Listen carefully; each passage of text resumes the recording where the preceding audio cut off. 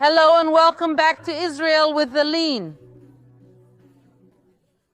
We continue in our special Easter miniseries, and today we are going to follow the steps of Jesus on the path he took carrying the cross, the Via Dolorosa, and arrive at Golgotha, Calvary, which is next to the garden of the tomb and Jesus' empty sepulchre. But did you know that entry to Calvary is prohibited to Christians these days? We are going to talk about this complicated situation in today's video, but I wanted to invite our more than special guest here on the channel. I am not a guest anymore, my daughter. Like you, I'm also a student attending class. So, if you're ready, let's get started. If we arrived here in the times of Jesus, what would we see? We would see a colossal fortress built by King Herod the Great around the year 30 before Christ. And it is precisely within this fortress where Pontius Pilate, the Roman governor, was. And Jesus will be brought here, and here the trial will take place, which we know what the verdict will be. Jesus will be sentenced to death, the most painful and agonizing death that existed in the Roman Empire. Death by crucifixion. So here begins the Via Dolorosa, the path of Jesus' suffering. And you can see that there is a church here. And at the entrance of the church, we can see an arch that has the shape of a crown of thorns. And now we are going to enter together and get to know the place of the flagellation. So Pilate then took Jesus and scourged him, and the soldiers, weaving a crown of thorns, put it on his head and dressed him in purple clothes and said, "Hail, King of the Jews!" And they slapped him. Pontius Pilate sent many people to death by crucifixion, but he wanted to cause even greater suffering to Jesus. He wanted to differentiate Jesus' death from the death of others. Remember that when Jesus was crucified, there were at least 2 more people there being crucified as well. So he adds elements to Jesus' suffering, the crown of thorns that we already talked about, the purple garment, and also he will make Jesus carry part of his cross from here to Calvary. So let's make this walk to Golgotha now, which is approximately 1 kilometer. And we will see what this path looks like today, but we will also go underground and see what it was like in the times of Jesus. Let's go.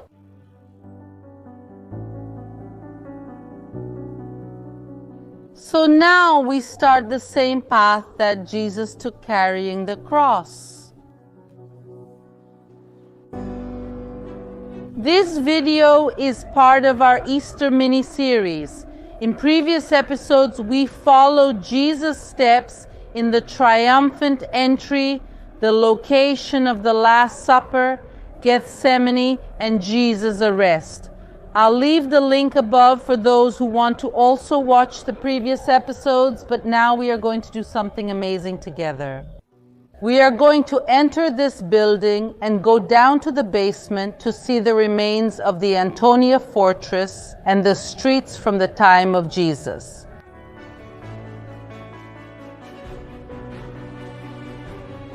The city of Jerusalem was destroyed and rebuilt more than 20 times.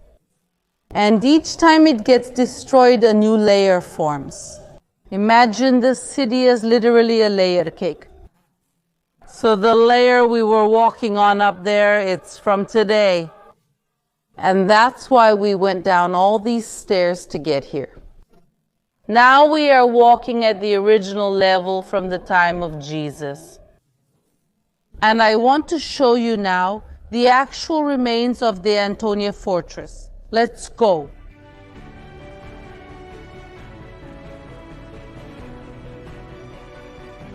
Guys, this floor that we are walking on is original from the time of Jesus. It's literally part of the Antonia fortress. There's a good chance that Jesus walked right here, where we are walking. And forgive me for being so cautious, because at that time people were generally shorter, so we have to be careful with the ceilings so as not to hit our heads. I don't have that problem, my father does, but I mean, we can really see the age of this place. But speaking of the floor, I want to show you this. This is very important in biblical history. This circle drawn on the floor, it was made by Roman soldiers. Imagine this fortress full of soldiers, and most of the time they were bored. So they would draw kinds of boards on the ground. This here is a board from a little over 2,000 years ago, and they would play here. We also remember that the Roman soldiers were the ones who brought Jesus here. They will be the ones who will humiliate Jesus, and also they who will later cast lots for Jesus' clothes. That's why this drawing is so related to what Jesus will suffer here at the hands of the Roman soldiers. Look how interesting this round stone here is from the year 70 after Christ, but it is related to him. Do you remember the video we talked about Jesus' triumphant entry and that in his descent towards Jerusalem, he predicts the destruction of the city? This stone is part of the destruction of Jerusalem. In the year 66, the Jews begin the great Jewish rebellion against the Romans. And as punishment in the year 70, the Romans will destroy the city of Jerusalem and the temple. And this stone, it was used in a catapult and launched against Jerusalem. So, literally, we are seeing one of the stones that caused the destruction of the city that Jesus had already predicted a few years earlier.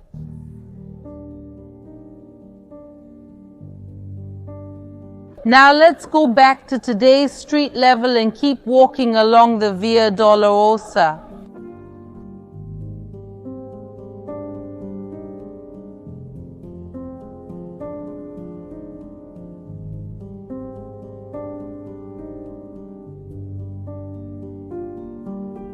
This arch is called Ecce Homo, and up to here came the Antonia fortress, and from this location Jesus carries the cross through the streets of Jerusalem.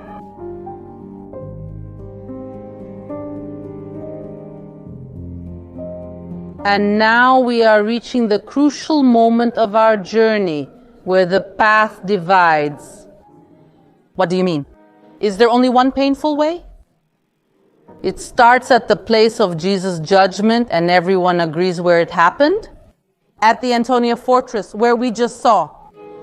And everyone agrees that it ends at Calvary and the empty tomb. But there are two places where it possibly is Calvary. One of them goes in this direction and it heads towards the Church of the Holy Sepulchre. And the second path, it goes this way towards the Garden Tomb. So we're going to the Garden Tomb, Aline? Exactly. So we're going together now to Golgotha, which is next to the Garden Tomb. Let's go. We showed last Sunday the other path and the Church of the Holy Sepulchre. I'm going to leave the link up here for you to the other video. For us, it's important to show both places to you, so that you can see with your own eyes and each one can draw their own conclusions. Notice that a lot has indeed changed in this part of the Via Dolorosa, and nowadays it goes through the Muslim quarter of the old city of Jerusalem.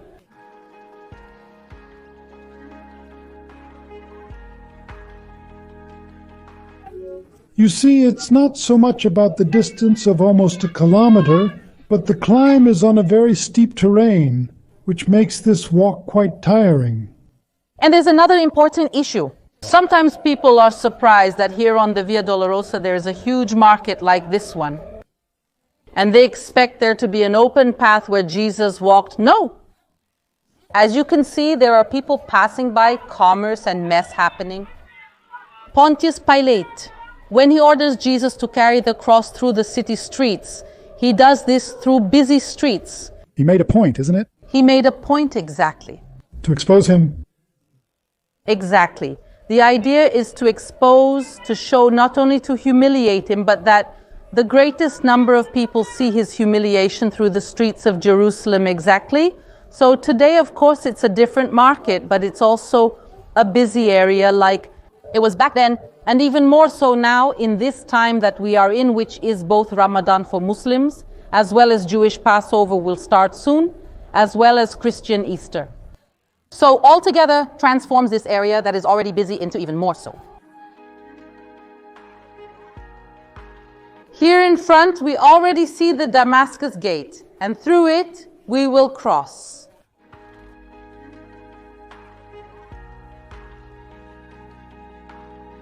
And the name of the gate is because from here, the path to the biblical city of Damascus came out, which was already very important at that time.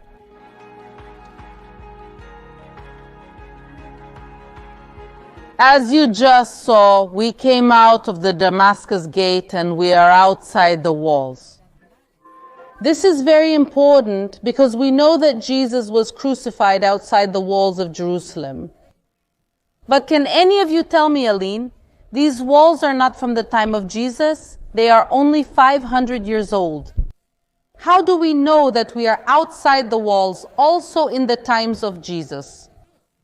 And for that we look down here and we see a small gate. This gate is part of a triumphal gate, a triple gate. As you can see, it is much lower. And as we have already said before, the lower, the older. This gate is from the year 130 after Christ, which means that the city reached up to here at that time. And therefore, in the times of Jesus, in the year 33, the city also certainly did not go beyond this point. So we are outside the walls of Jerusalem nowadays, but also outside the walls in the times of Jesus.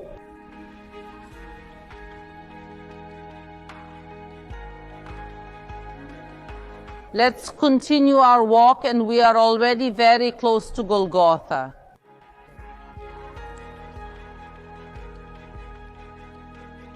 You can see this sign that is written, the garden tomb, the garden of the tomb. And entering, you can really see a garden. 2,000 years ago, this was the garden of Joseph of Arimathea, which was actually an agricultural area, and within it a new tomb. And now we go to the end of the garden, and here we can already see the background, the Calvary.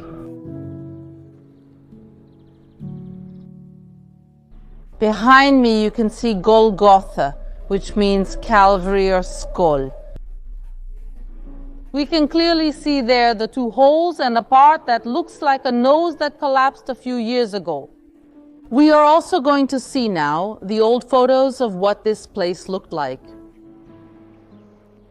And according to the local evangelical Christian tradition, this is where Jesus was crucified.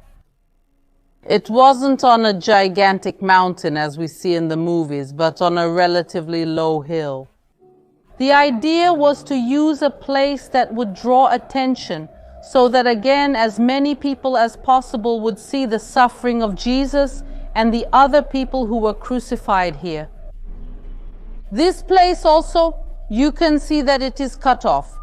This mountain continued in that direction, and it originally joined with Mount Moriah. This place physically has a connection with Mount Moriah, which is the place where Abraham went to make the near sacrifice of his son Isaac. So we see the physical and spiritual connection of Abraham going to sacrifice his son Isaac to the sacrifice of Jesus on the cross. In addition, this place fits very well with the biblical description of Jesus' last moments. And we know that after Jesus was crucified, he was taken to the empty tomb that was inside Joseph of Arimathea's garden. And right next to here is the garden tomb with the empty tomb that we will see in the last chapter of our miniseries, which will be on Easter Sunday, and we will enter together into Jesus' empty tomb. But as I'm telling you from Calvary here, why don't I get closer to it? What prevents me from reaching Calvary? If we look down here, there's a bus station. Yes, Calvary is blocked by an Arab bus station. What's happening? When Christians arrive here in the 19th century, they seek out the holy places and begin to buy the land. One of them that they buy in the 19th century, you are even now hearing the noise of the buses reversing. I apologize. But here in the 19th century, they managed to buy all this area of Joseph of Arimathea's garden and the empty tomb. But this area here they can't buy. Despite, as we can see in the old images, this place for a long time had nothing. But when the Muslims understood the importance of this place for the Christians, they decided, for a matter, if you can say religious politics, not to sell the land, and built this bus station here. So we can't physically get there, first because the buses are blocking, but even if we could dodge the buses, they put there, you can see metals, grates, and also dirt, unfortunately. So we can't get there to see and touch the place. So this is the sad reality of what happens here these days, that politics ends up preventing freedom of religion for everyone. And because of that, unfortunately, a place as important as Calvary is not accessible. And that's why I read your comments here on the channel and how many times you have written asking me to show you Calvary. And for a long time I showed from here a little, now they have even renovated, you can see a little better. And I didn't want to get into all this political issue, but I decided now at Easter that it's important for us to know the full reality of this place. And maybe one day in the future this reality will change, but for now we can come to this place and observe the Calvary from here. But unfortunately, the Arabs don't want to sell the land and they don't allow access to Christians. And what is the government going to do? The state of Israel cannot expropriate this land without causing a major local conflict. And that's why the situation is like this, as we are seeing now. The subject of today's video was really heavy and complicated, also in biblical times and today, but we wanted to show you the reality of what happens here these days. But mainly, we want to wish all of you from all the countries that watch me here, the whole world that watches us, a happy Easter. Also, I want to wish everyone a happy and blessed Easter in 2024. A big hug from Jerusalem, and we see each other here every Wednesday and Sunday. Kisses and shalom.